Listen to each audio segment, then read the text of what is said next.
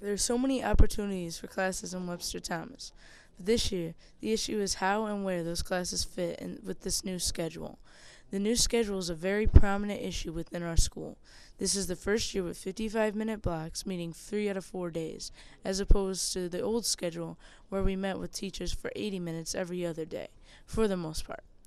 I have interviewed several sources and gotten various takes ranging from It's garbage. to I love the new schedule. Andy Lyons, feeling the negative impacts from the schedules, awoke long enough to give us an interview.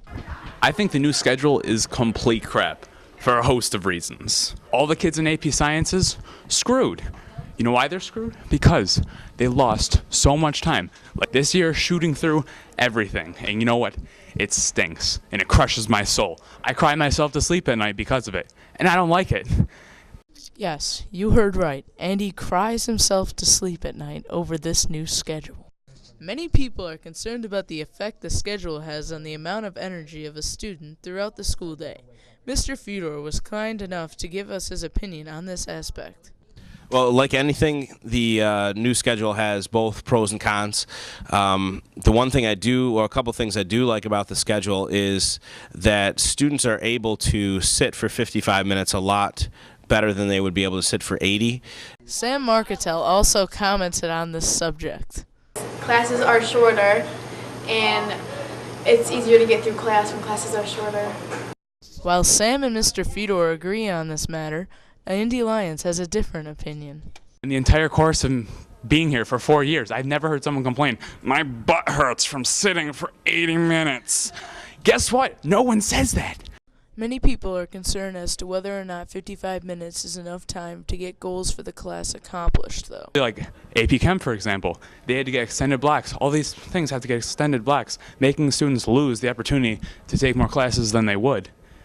And it's just a load of crap. All teachers have to change their lessons plan, and for what? With the new schedule, you can't fit in as much as you used to be able to do into a normal period. So, like with science labs, for instance, I can't complete a whole entire lab within one class where I used to be able to.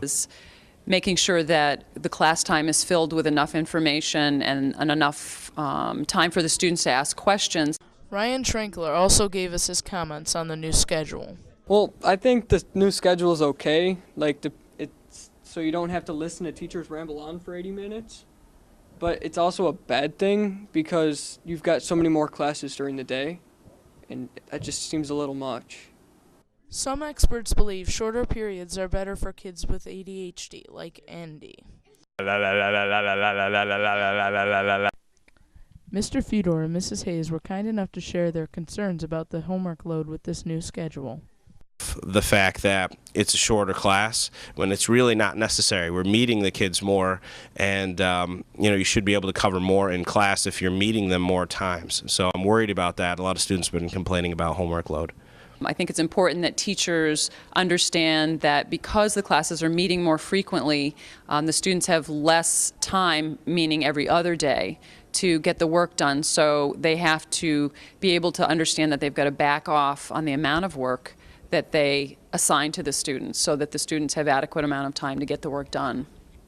When asked if they liked the new schedule, the interviewed people stated the following. One, I would side with the 80-minute schedule, but again, there's pluses and minuses for both.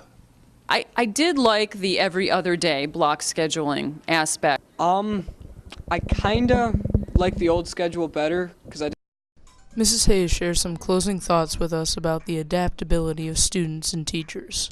I think it's a matter of time as to whether it's going to work out for the best for Thomas High School. I think, people, students and teachers are both adaptable so that given whatever situation, we'll make the best of it.